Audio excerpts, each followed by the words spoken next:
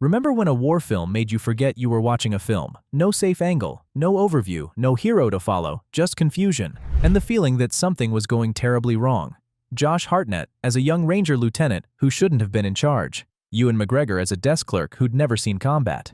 Bana, an unknown Australian comedian, as the most dangerous man on screen. And 2,505 real U.S. Army Rangers on location in Morocco. What most people never knew, the King of Morocco made this film possible. The Pentagon deleted scenes that made the story more honest, and the actor who got the lead role almost turned it down. Black Hawk Down, 2001. 16 facts, including what happened when the real survivors watched the film. Fact 1. Ridley Scott needed the King of Morocco to get 4 Black Hawk helicopters and 2,505 Rangers onto the set. Black Hawks are military aircraft unavailable to civilian productions. Scott asked the King of Morocco for help. The king required a Pentagon note welcoming American forces to Morocco. The Pentagon wrote it. The king invited the Rangers. Scott got 4 Black Hawks, 4 Nightbirds, and 2,505 Rangers. Without that chain, the helicopters would have been repainted Hueys. Scott had sourced Hueys as contingency. He was relieved not to use them. Fact 2. The Pentagon cooperated fully, then removed every scene that made the story politically complicated. Pentagon cooperation brought the helicopters, the Rangers, and access to operational details and conditions. An early draft included scenes addressing why the mission was ordered, what it was trying to achieve, and what went wrong beyond the tactical failures. Those scenes were cut under Pentagon pressure before filming began. Actor Brendan Sexton III later said he regretted making the film for this reason. The version audiences saw was the version the Pentagon approved. Fact 3. Russell Crowe was offered the best role in the film. He turned it down and recommended the person who replaced him. Scott offered Crowe the role of Delta Squad leader, Hoot.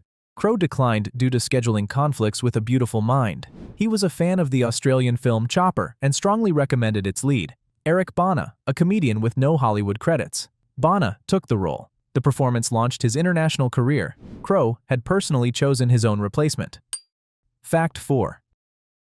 Josh Hartnett almost said no. He had just finished Pearl Harbor and didn't want another blockbuster. Hartnett had completed Pearl Harbor with Michael Bay and was uncomfortable about appearing in another large-scale military production so quickly. Jerry Bruckheimer, who had produced both films, persuaded him to take the role of Ranger Lieutenant Eversman. Hartnett later said the script's lack of traditional heroism was what finally convinced him.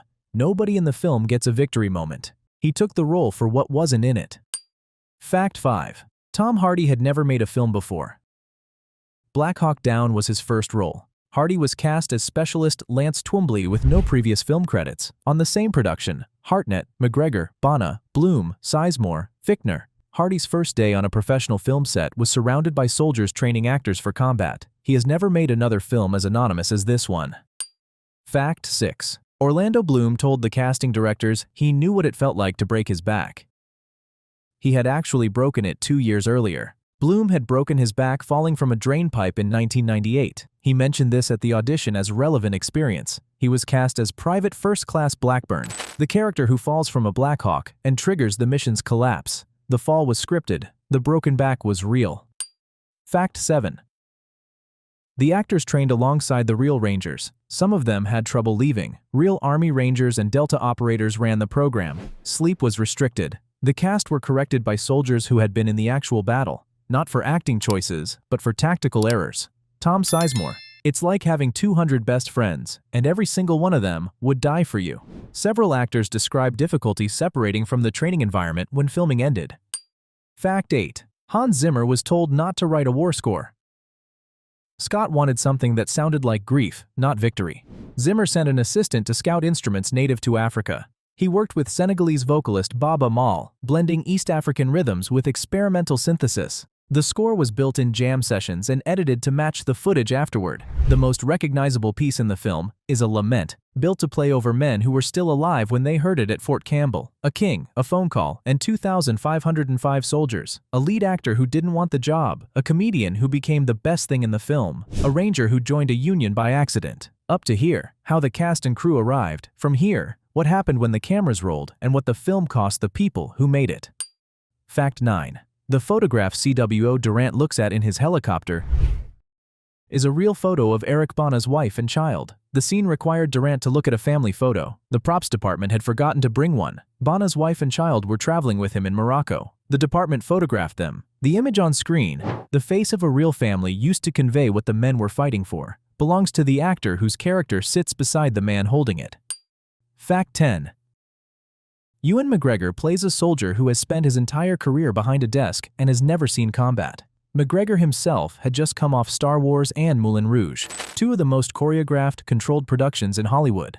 Grimes ends up in Mogadishu not by choice but by accident. Someone else was injured. McGregor prepared through the same Ranger training as the rest of the cast. The film is now used as an educational tool for Navy SEALs, shown to them before Hell Week begins.